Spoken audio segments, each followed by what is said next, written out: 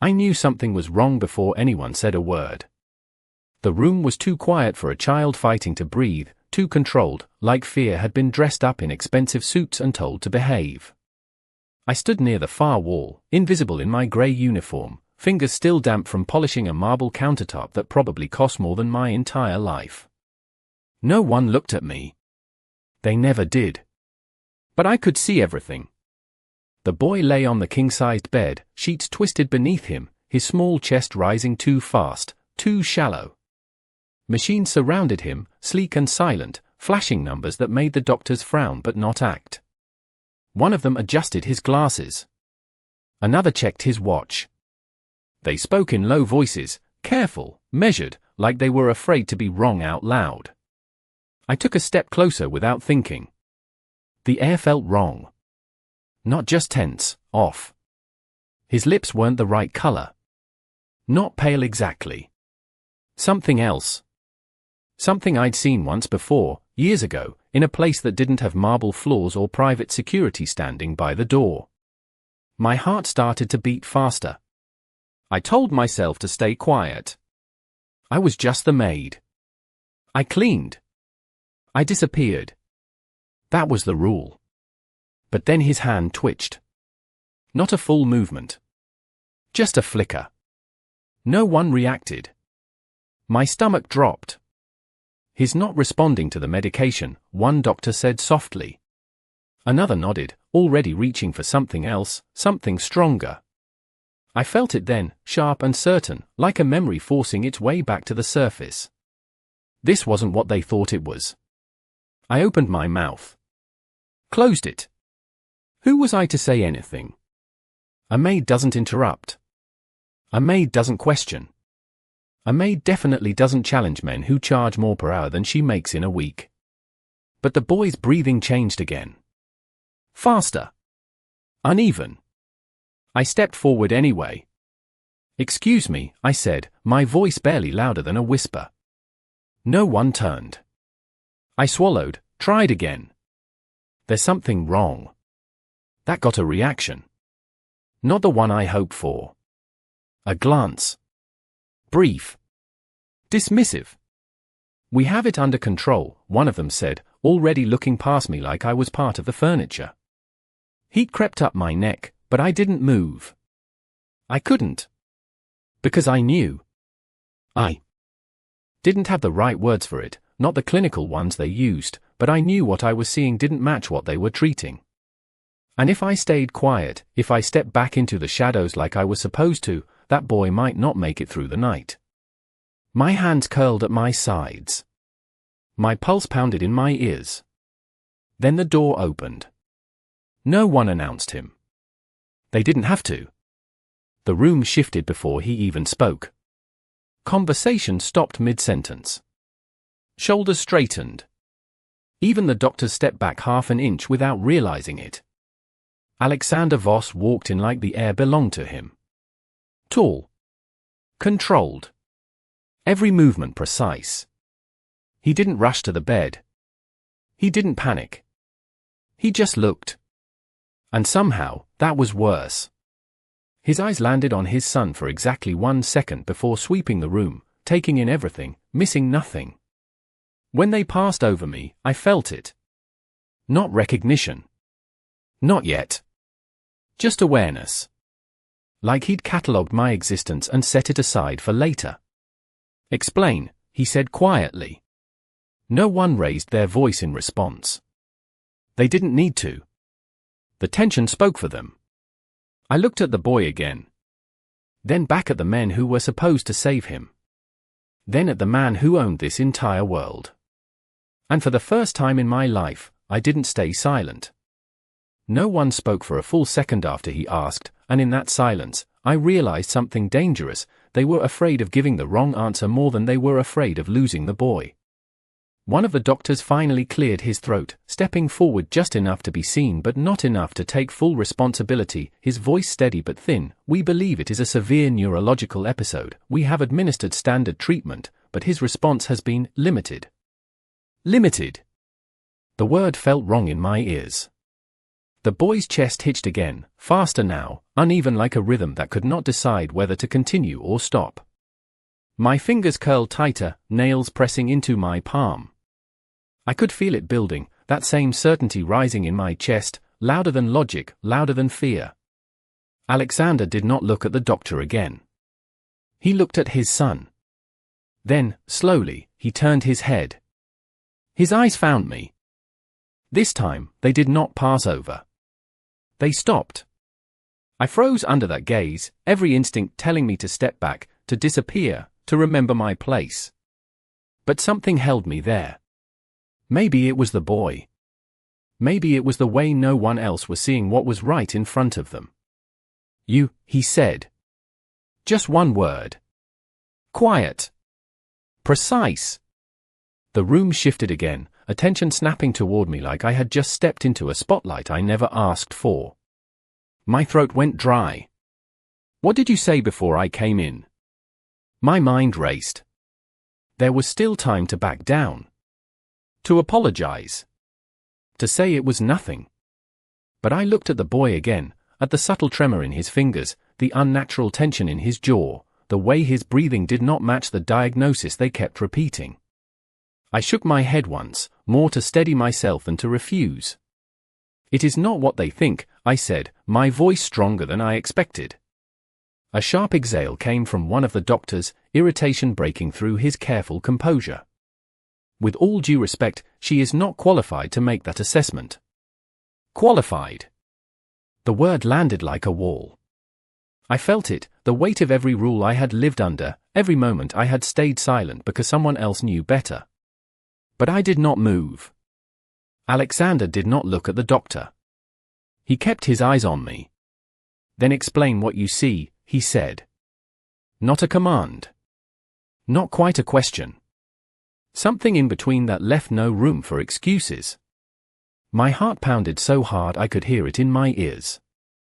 I stepped closer to the bed, each movement slow, careful, like I was crossing a line I could never uncross.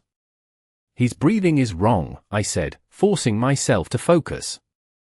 "Too fast, but not deep enough. And his lips, they are not just pale. There is a tint." And his hands, I hesitated, then gently reached toward the boy's wrist, stopping just short of touching him until no one stopped me.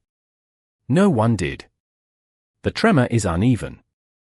One side is stronger than the other. The room was silent again, but it felt different now. Tighter. Listening. I swallowed, the memory sharpening, pushing forward. "If you keep treating it like this, it will not help him." The doctor stepped forward, clearly ready to shut me down, but Alexander lifted one hand slightly. That was all it took. The doctor stopped mid-step. I felt the shift like a door opening behind me. There was no going back now. Alexander's voice was lower this time, almost thoughtful. "What would help him?" I looked at the boy. Then at the machines. Then back at the man who could decide everything with a single word. And I realized, with a clarity that scared me, that whatever I said next would change more than just this moment. "You have to stop what you are doing," I said quietly. "Right now." For a moment, no one moved, and I felt the weight of what I had just said settle over the room like something fragile that could break at any second. The doctor closest to me let out a short, disbelieving breath, his composure cracking just enough to reveal irritation beneath it. "That is not how this works," he said, his tone controlled but sharp. "We are following established protocols." Protocols. The word echoed in my head, cold and rigid, and I knew if they kept following it, the boy would keep slipping further away. I did not look at the doctor. I kept my eyes on Alexander because he was the only one who mattered in this moment. His gaze had not softened, but it had changed. It was no longer dismissive. It was measuring. Calculating. Waiting. "If you continue," I said, my voice quieter now but steadier, "you are treating the wrong problem." The room tightened again. I could feel the tension pressing against my skin, every person here caught between authority and uncertainty. The doctor took another step forward, clearly ready to override me, but Alexander spoke before he could. Stop. Just one word. It was not loud. It did not need to be. Everything froze. Hands paused mid-motion. A monitor beeped steadily in the background, suddenly louder in the silence. The doctor hesitated, disbelief flashing across his face. Sir, with respect, delaying treatment could. Alexander did not raise his voice. He did not repeat himself. He simply looked at the man. And the man stopped talking. Just like that. I felt my breath catch. Power did not need to shout. It only needed to exist. Slowly, deliberately. Alexander shifted his attention back to me. You said we are treating the wrong problem, he said. Then tell me what the right one is. My heart pounded so hard it almost made it difficult to think, but I forced myself to focus, to pull the pieces together the way I had been taught, the way I had once known how to do before life took a different path for me. I stepped closer to the bed, closer than I had any right to be, and this time, when my hand hovered near the boy's wrist, I did not stop. I touched him gently, just enough to feel the rhythm beneath his skin. It was wrong. Not just fast. Uneven. Strained in a way that did not match what they had been saying. It is not starting in his brain, I said slowly, choosing each word carefully. It is something affecting his system, something they are not looking for because it does not present the way they expect. I could feel eyes on me from every direction, disbelief, skepticism, even quiet anger, but I kept going. Look at the asymmetry, I added, nodding slightly toward his hand. Look at how one side reacts differently. That is not typical for what you are treating. The doctor frowned despite himself, his attention flickering toward the boy's hand for the first time since I had spoken. I saw it then, the smallest shift, doubt creeping in where certainty had been. Alexander noticed it too. Of course he did. He noticed everything. Check it, he said calmly. It was not a suggestion. The doctor hesitated, then moved, examining the boy more closely, this time not with routine but with intent. Seconds stretched. The room held its breath. Then the doctor's expression changed. Subtle. But undeniable. That is not consistent, he admitted quietly. I felt something in my chest loosen, just slightly. Not relief. Not yet. But the door had opened. Alexander's gaze returned to me, sharper now, more focused, like I had just become something he could not ignore. Continue, he said. And in that moment, I understood something I had not realized before. I was no longer invisible. The word hung in the air, and for a second, I wondered if I had said too much, if I had crossed a line I could not step back from, but Alexander did not look away, and that was all that mattered. My mind raced, pulling pieces together, not from textbooks I no longer owned, but from memory, from instinct, from something deeper that refused to stay buried. I swallowed and forced myself to keep going. You are focusing on the visible symptoms, I said carefully, my eyes flicking between the boy and the machines. But something is triggering them underneath. Something systemic. His body is reacting, not failing. The doctor closest to me frowned harder now, his earlier confidence thinning. He stepped closer to the bed, checking the boy's eyes, his pulse, his breathing again, this time slower, more deliberate. I could see it in his posture, the hesitation, the recalculation. He was no longer certain. An uncertainty, in a room like this, was dangerous.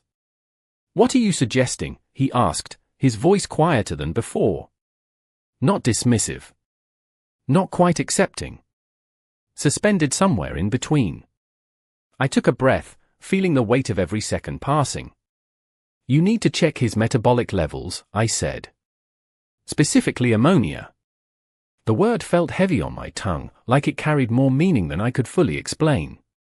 A flicker of recognition crossed the doctor's face, fast but real.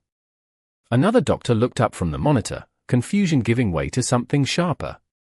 That would not explain, he started, but stopped halfway through his sentence, like the thought had caught up with him mid-argument. I saw it then. The shift. small, but undeniable. Alexander noticed it too. His gaze moved between us, absorbing every reaction, every hesitation. "Run it," he said. Again, no hesitation. No debate. The command landed, and this time, no one argued. The room came alive in a different way, not rushed, but precise. Focused. Blood was drawn. Orders were given in low voices. The machines continued their steady rhythm, but now they sounded different to me, like they were waiting for something. I stepped back slightly, my hands trembling now that I was no longer speaking, the adrenaline settling into something colder. Doubt tried to creep in. What if I was wrong? What if I had just interrupted experts and made everything worse? I clenched my fingers together, forcing myself to stay still, to watch. Seconds stretched into what felt like minutes, though it could not have been more than a minute or two. The results came faster than I expected, flashing across the monitor in sharp, unforgiving numbers. One of the doctors stared at the screen, his expression draining of color. "This is not possible," he muttered under his breath. But it was. The numbers were there. Clear. Undeniable. "Levels are critically elevated," another doctor confirmed, his voice tight. "We missed it." The words fell into the room like something fragile and irreversible. For a moment, no one moved. Then everything happened at once. New orders. Different medications. A complete shift in approach. The room that had been stuck now moved with purpose, urgency guided by clarity instead of routine. I watched as they worked, my chest tight, my breath shallow, until slowly, almost imperceptibly, the boy's breathing began to change. Not perfect. Not stable. But different. Better. The tension in his small body eased just enough to notice. The monitors adjusted, their steady beeping finding a rhythm that felt less fragile. I exhaled without realizing I had been holding my breath. Across the room, Alexander stood exactly where he had been, but something about him had shifted. Not outwardly. Not in a way anyone else would notice. But I felt it. His attention was no longer divided. It was fixed. On me. Not as background. Not as staff. As something else entirely. Something that had just altered the outcome of his world.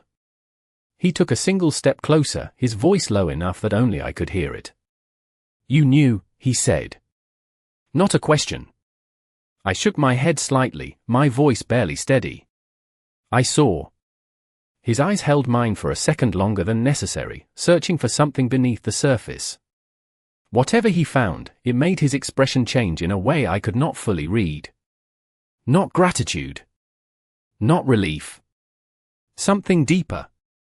More controlled. More dangerous. "Then you stay," he said quietly. And this time, I understood. It was not a request. The word settled into me slower than everything else that had just happened, quieter but heavier, like they carried a meaning no one else in the room could hear. You stay. Not you should stay. Not you can stay. There was no space for interpretation in the way he said it. My throat tightened, but I did not answer. I was still watching the boy, still tracking every small change, every shift in his breathing, like if I looked away for even a second, something might go wrong again. The doctors moved around him with renewed precision, their earlier certainty replaced by something sharper, more careful. They adjusted medications, checked his vitals again, this time not assuming, not rushing. I saw the difference. And so did they. One of them exhaled slowly, almost in disbelief. "He is stabilizing," he said, his voice low, like he did not want to break whatever fragile balance had been restored. Stabilizing. The word echoed in my chest, and for the first time since I stepped forward, something close to relief flickered through me.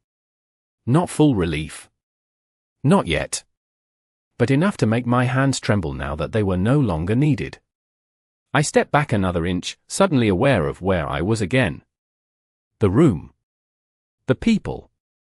Him. Alexander had not moved far, but his presence filled the space in a way that made everything else feel smaller. Controlled. Intentional. I could feel his attention without looking at him, like standing too close to a fire you could not see but could still feel on your skin. Continue monitoring, one of the doctors said to the others, his tone quieter now, less authoritative than before. There was no arrogance left in it. Only focus. Only caution. They had been wrong. And they knew it.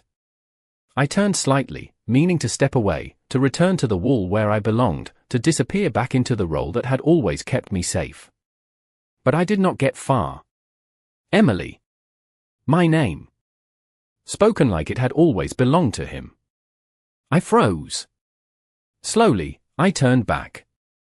Alexander was watching me again, his expression unreadable, his posture relaxed in a way that somehow made him seem even more dangerous. He did not ask how I knew my name. He did not explain how he knew it. Of course he did. You are not leaving this room, he said calmly. Not harsh. Not raised. Just. Certain. I felt something tighten in my chest again, not fear exactly, but the recognition of a boundary I could not cross. I have duties, I said quietly, the words automatic, the only defense I had ever used. Clean. Stay out of the way.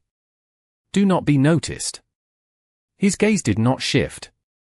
You had duties, he corrected. The difference between the two words landed harder than I expected. Had. Past tense.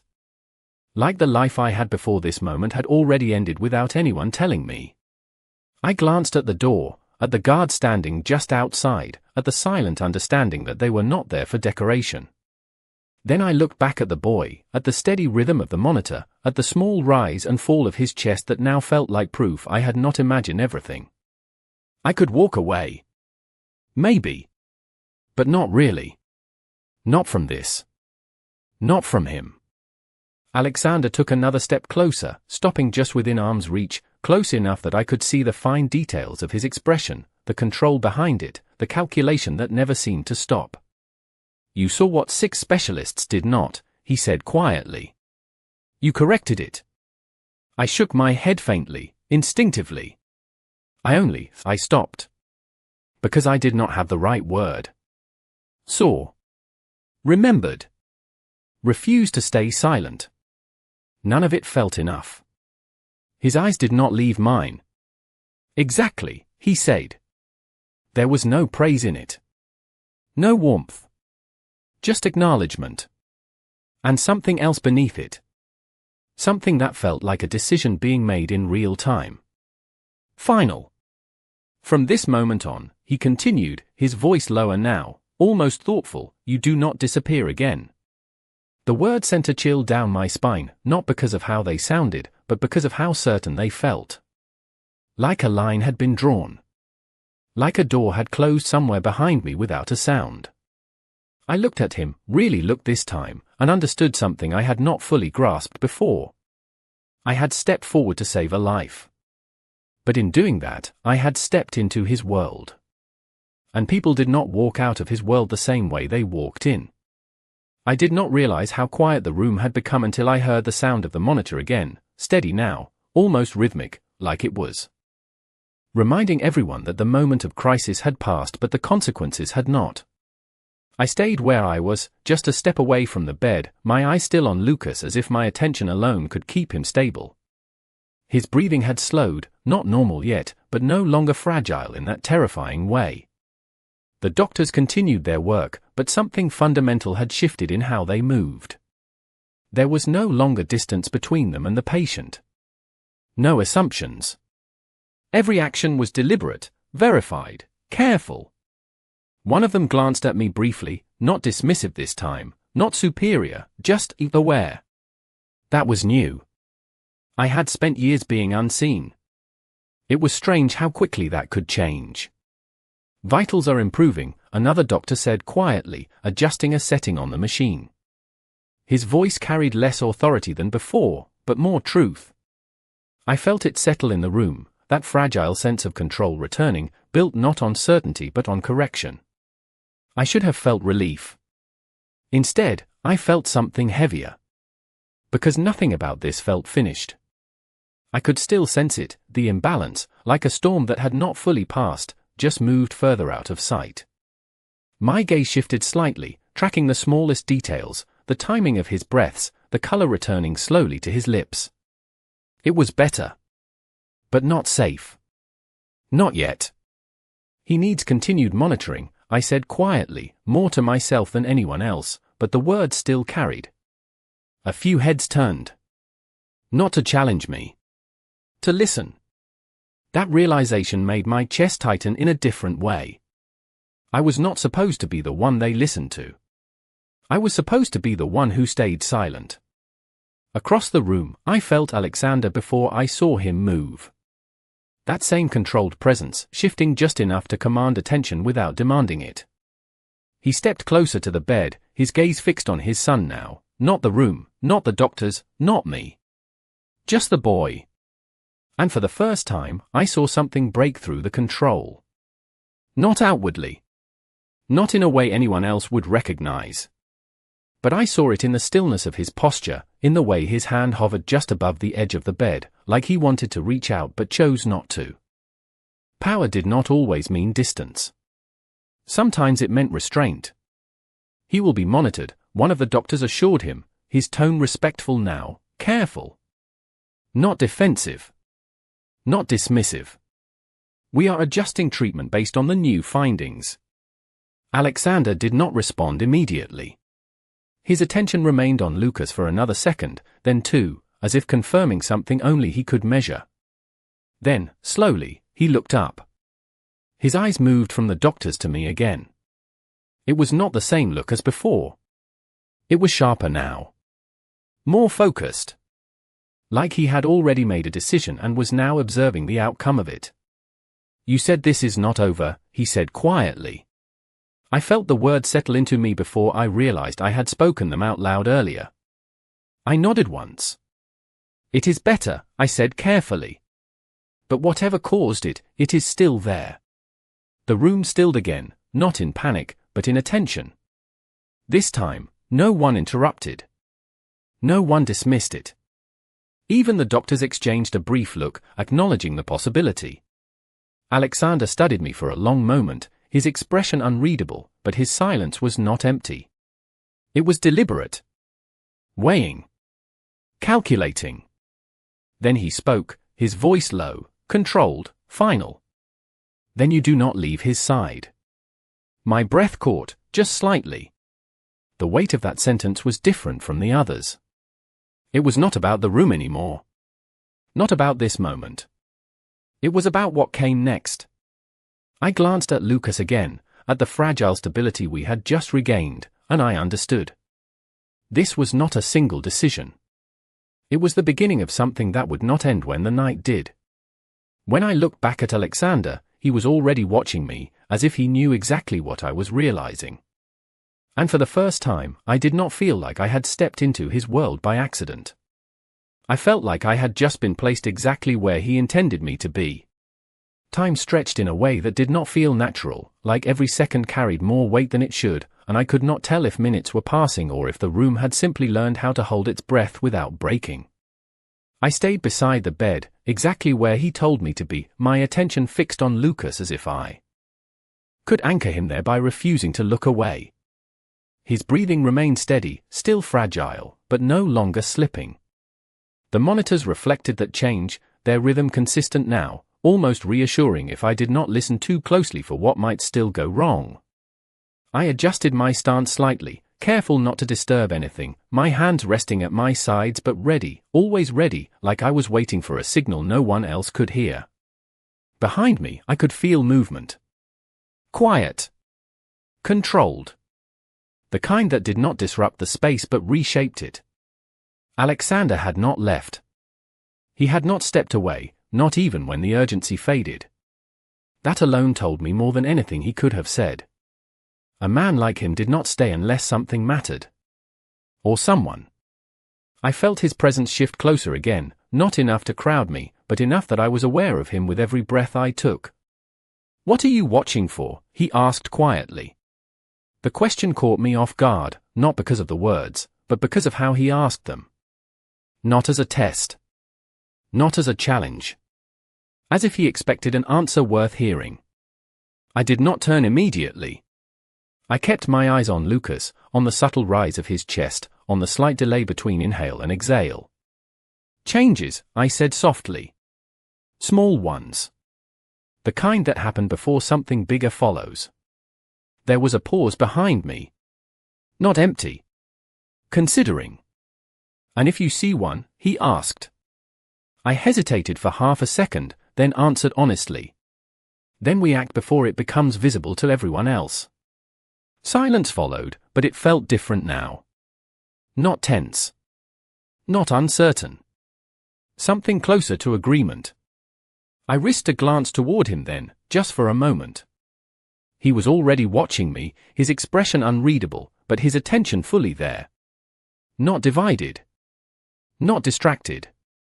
Focused. That kind of focus was not given lightly. I turned back to Lucas quickly, unsettled by the realization. This was not temporary. Not for him. And maybe not for me either. A soft sound came from the bed, barely noticeable unless you were already listening for it. My head snapped back immediately. Lucas's fingers moved again, not the uneven tremor from before, but something more controlled. Intentional. I stepped closer without thinking, my breath catching as I watched for the next sign.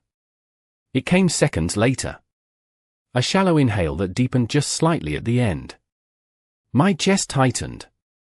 "He is responding," I said, my voice low but certain. The nearest doctor looked up, following my gaze, his own expression sharpening as he observed the change. "There is increased responsiveness," he confirmed, moving closer to check. The others followed, but this time, they did not rush. They observed first. Verified. Learned. I stayed where I was, not stepping back, not stepping aside, because no one asked me to. That realization settled into me slowly, like something I had not earned but could not give back. Behind me, Alexander exhaled quietly, a sound so controlled it might have been missed by anyone else. But I heard it. Relief, measured and contained, but real. When I looked at him again, his gaze had shifted slightly, no longer searching for answers, but acknowledging the outcome. Not gratitude. Not yet. Something else. Something deeper. "You were right," he said. The words were simple, but they carried weight in a way I had not expected. I shook my head faintly, instinctively. "He is still not safe," I replied. Because that was the truth. Improvement was not safety. Stability was not certainty. His eyes held mine for a moment longer, then flicked back to his son. "Then neither are you," he said quietly. The meaning landed slowly, but when it did, it settled deep. Not a threat. Not a warning. A statement. A fact. I looked at Lucas again, at the fragile line between better and worse, and understood what he meant. Whatever had almost taken his son had not disappeared. It had only been interrupted. And now, so had I. The room did not return to normal after that, not completely, because something fundamental had shifted and everyone could feel it even if no one said it out loud. I stayed exactly where I was, close enough to hear every breath Lucas took, close enough to see the small changes as they happened instead of after. His fingers moved again, this time more deliberate, curling slightly against the sheets before relaxing. It was a small thing, almost. Nothing, but it mattered. Everything small mattered now. The doctors continued their work with a different kind of focus, one built on observation instead of assumption, and I could see the difference in every movement they made. They checked twice. They spoke less. They listened more. One of them adjusted the monitor and glanced at me without hesitation, as if my presence there had already become part of the process. That realization settled in quietly, without permission. I was no longer outside of this. Behind me, I could still feel Alexander, not moving much, not interfering, but never stepping away. His presence had become something constant, like the steady sound of the monitor, something you stopped noticing only because it never left. What caused it? One of the doctors asked, more to the room than to any one person, but the question lingered longer than the others had. No one answered immediately. Not because they did not care. Because they did not know. I felt that same question rise in me, sharper now, more insistent. This had not been random. It had not been simple.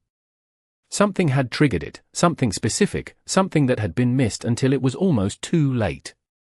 My eyes moved across the room slowly, not searching for answers in the obvious places, but in the details. The glass of water on the bedside table. The medication tray.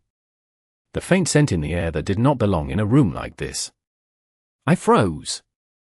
It was subtle. Almost nothing.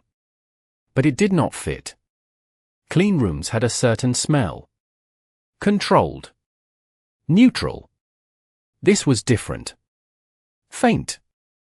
Sharp. Out of place. My chest tightened. I stepped toward the table before I fully realized I was moving, my fingers hovering over the items there, not touching, just observing. The glass. Half full. Untouched since before everything started. The tray. Perfectly arranged. Too perfect. I leaned slightly closer, my senses sharpening, filtering out everything except that one detail that refused to align with the rest.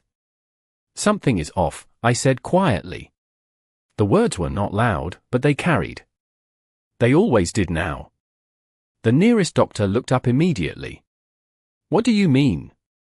I did not answer right away.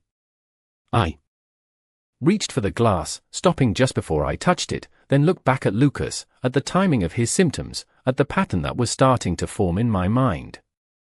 It clicked into place with a clarity that made my stomach drop. He did not get sick on his own, I said slowly. The room stilled again, not with panic, but with something sharper. Awareness. Behind me, I felt Alexander shift, not physically at first, but in the way the air changed around him, colder, more focused. Explain, he said, his voice low, controlled, but carrying something new beneath it. I glanced at the glass again, then at the tray, then back at him. The timing does not match a natural onset, I said.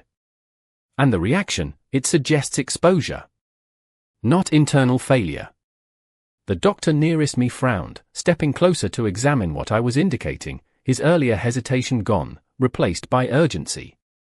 You are suggesting contamination, he asked. I did not nod immediately. I did not want to be wrong. But everything I had seen pointed in one direction. I am saying this did not just happen, I replied. The silence that followed was different from all the others. Heavier. More dangerous. Alexander stepped forward then, closing the distance between us with quiet precision, his gaze dropping briefly to the glass, then lifting back to me. There was no uncertainty in his expression now. Only calculation. Only control. Then someone made it happen, he said softly. The words did not sound loud. But they changed everything in the room. I felt it settle deep in my chest, that realization, that shift from accident to intention, from illness to something else entirely. I looked back at Lucas, at the fragile stability we had fought to restore, and understood something I had not fully grasped until that moment. Saving him had not ended anything. It had uncovered something far more dangerous. And now, there was no stepping back from it. No one spoke after that, not immediately, because the meaning of it settled slower than the words themselves, heavier, sharper, like something invisible had just stepped into the room with us and refused to leave. I kept my eyes on Lucas, on the steady rise and fall of his chest, on the fragile line we had managed to pull him back to, but everything felt different now. Before, we were fighting something we did not understand. Now, we were facing something that might have been deliberate. That changed the air. That changed everything. The doctor closest to me picked up the glass carefully, not drinking, not even tilting it, just observing it with a level of caution that had not existed before. We need this tested, he said quietly, his voice tight, controlled, but no longer dismissive. Another doctor nodded, already moving to secure the tray, isolating it from the rest of the room like it might hold answers no one wanted but everyone needed. I stepped back slightly, giving them space, but I did not leave my position near Lucas. I could not. Not now. Not when every second still mattered. Behind me, I heard the faint shift of movement, the sound of a decision being made without announcement. Alexander did not raise his voice.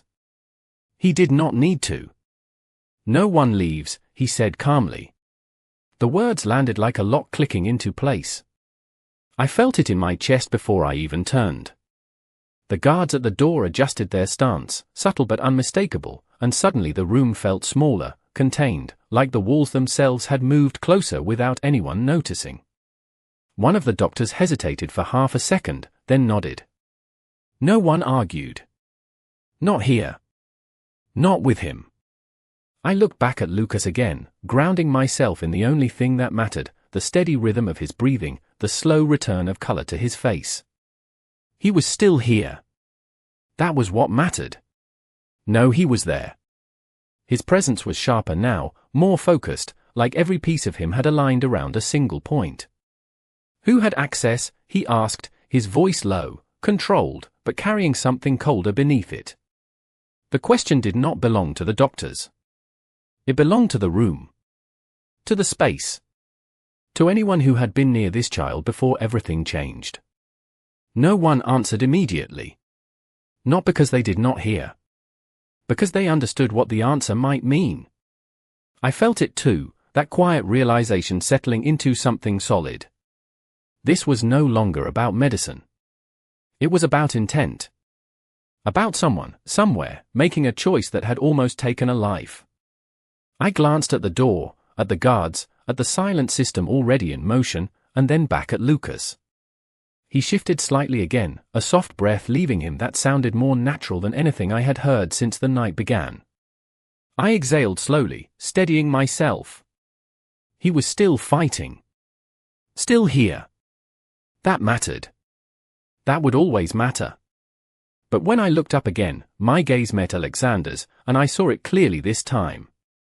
Not just control. Not just power. Something else. A decision that had already been made, one that did not need to be spoken out loud to exist. You found it, he said quietly, his eyes holding mine with a weight that did not allow me to look away. I did not answer. I did not need to. Because we both knew. I had seen what